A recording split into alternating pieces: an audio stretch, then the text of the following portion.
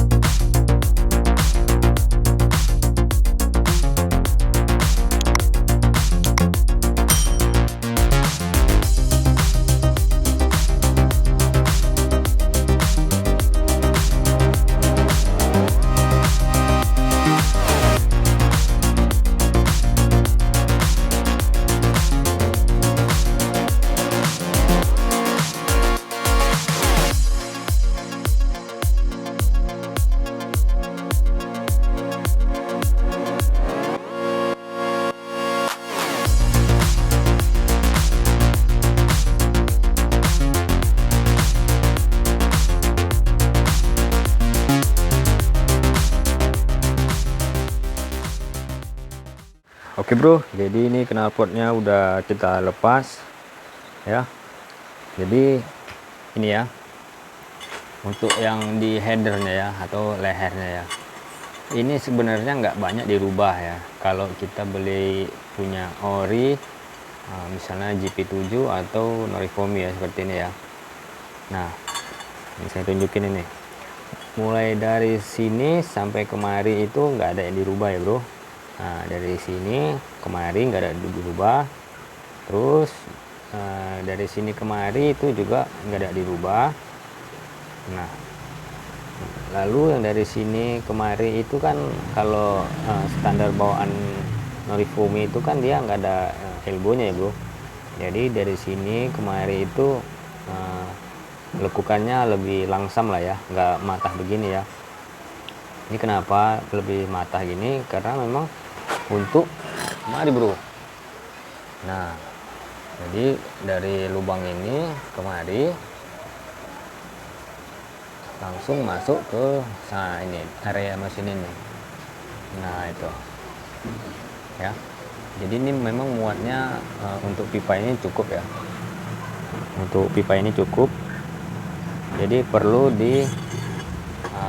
dipotong lah atau dibending lagi kira-kira sudutnya seperti ini ya. Nah hampir 45 derajat lah bisa dibilang ya. Jadi dari mulai header sampai ini, nah itu nggak ada ya, masih standar Norifumi, cuma di sini aja nanti dipotong, baru dilekuk lagi atau bisa dibending lah, bisa dibending supaya apa ya, supaya masuk kemari seperti ini. Nah ini dipaskan, baru yang ini diarahkan ke spasi itulah. Nah begini ya, jadi waktu pengelasan ininya itu kalau bisa dia harus di sini ya bro. Nah harus kita pasang dulu ininya, coba ya kita pasang dulu ya. Nah ini udah sementara kita pasang dulu. Nah ini posisi pipanya ini kan masih bisa diputar-putar ya bro. Nah putar-putar kira-kira udah cocok, baru kemudian nanti dilas di sini aja di lokasi ya, jangan ngelas di bawah bro. Kalau bisa tuh posisinya setelah mesin udah terpasang dulu di rangka. Nah jadi nanti pipanya masuk dari bawah sini ya, nah, dari bawah sini ke mari ya, baru dilas lah di sini disambung ya, atau di apalah, ditekuk lagi supaya pas. Kenapa jelasnya di sini, supaya posisi kemiringannya ini pas bro. Nah mengarah ke bawah, nah gitu.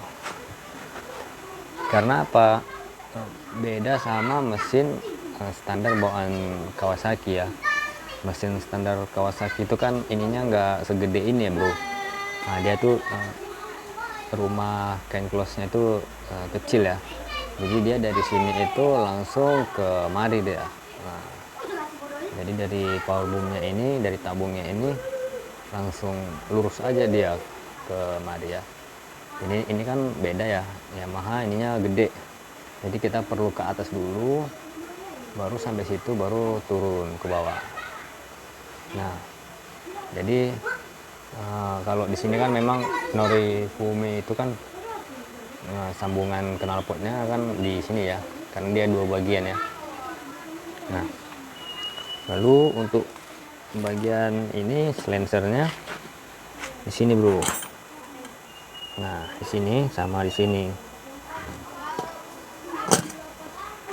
Nah untuk yang di sini itu kan memang udah ada lekuannya ya bro, karena di sini udah lekuannya. Nah ini posisi untuk apanya ya, apa ya dibilang, untuk menambah kemiringannya lah, untuk menambah rotasi bengkoknya itu nanti disesuaikan sama ini ya. Nah karena dia kan harus masuk di sini tuh. Nah jadi kalau nanti dia kurang diangkat, nah otomatis nanti dibengkok lagi kurang sampai kira-kira pas lah, sampai pas nanti murnya ini ketemu di sini. Nah gitu, coba ya kita contohin aja dulu ya.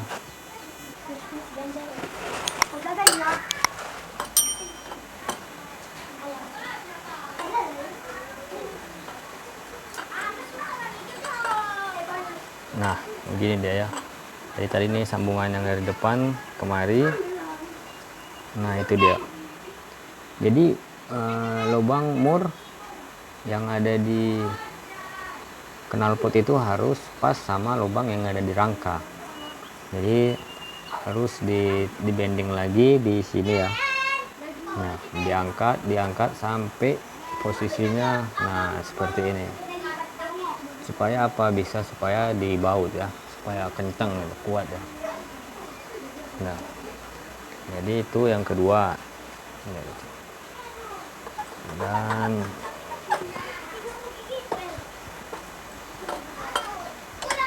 yang ketiga, yang terakhir itu di sini. Jadi bagian yang di sini itu tekuannya itu disesuaikan sama bracket ini tuh. Nah, bracket yang atas ini, karena kalau dia ini nggak di bending lagi atau nggak ditekuk lagi, dia akan ke bawah dia. Jadi posisinya nanti silencer itu nggak di atas tapi dia di bawah ya. Jadi harus ini ditekuk lagi supaya lebih pas naik. Jadi ininya itu, bracketnya itu bisa nyantol di rangka ini. Nah gitu aja sih. Jadi untuk bagian silencer ini nggak banyak dipotong-potong, jadi cuma ditekuk aja, ditambahin tekuknya lah gitu ya. Itu pun tekuknya mengikuti yang udah ada dari Norifomi-nya. Misalnya di Norifomi itu kan di sininya memang udah ada tekuan ya, jadi kita cuma ditambahin aja supaya lebih banyak lagi dia sudutnya. Nah seperti ini. Oke bro, jadi segitu aja ya penjelasannya. Ini memang saya agak menyesal juga sih kemarin itu nggak di video ya tentang custom ini, karena saya pikir nggak penting lah gitu ya, atau gampang lah mungkin ngerjainnya ya. Nah jadi sekarang gitu aja lah. Cuma yang harus diingat, karena ini motornya KLX, jadi harus kita beli juga yang punya KLX. Jangan kita beli punya CRF, jangan kita beli punya WR, apalagi ya nanti susah di bagian sini sama sininya. Nah di gantungan bracketnya ya bro. Oke, jadi kita pasang lagi ya bro.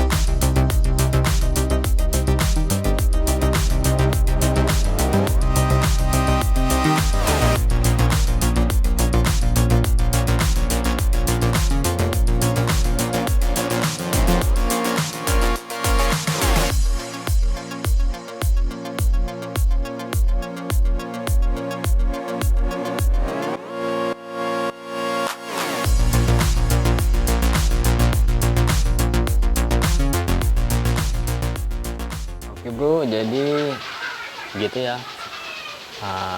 tutorialnya.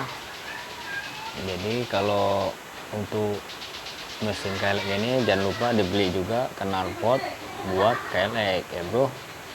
Nah jadi yang dirubah cuma di sini, ditekuk supaya dia bisa masuk ke dalam spasi ya antara rangka sama mesin.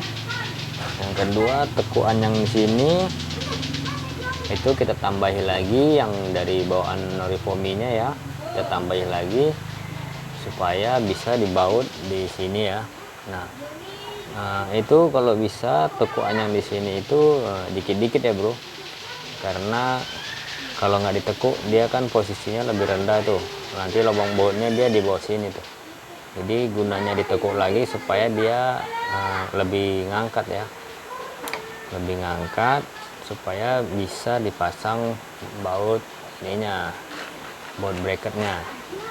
Lalu yang ketiga, nah di sini nih, jadi di bawaan knalpot Norifomi-nya juga udah ada tekuannya juga, cuma kita tekuk lagi supaya knalpotnya ini lebih naik lagi ke atas ya bro, supaya bisa dipasang di sininya.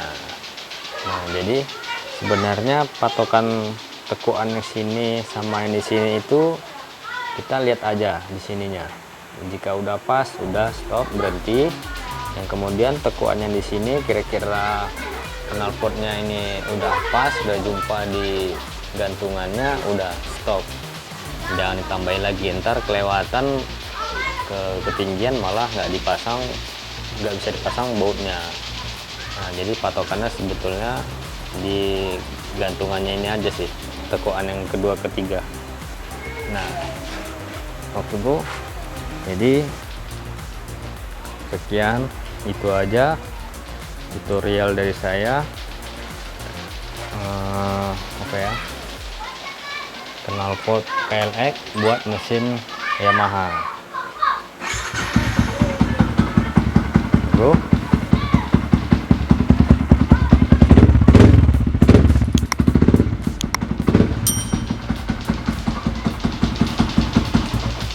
Dan sekian, sampai jumpa ke episode berikutnya ya bro. Assalamualaikum warahmatullahi wabarakatuh.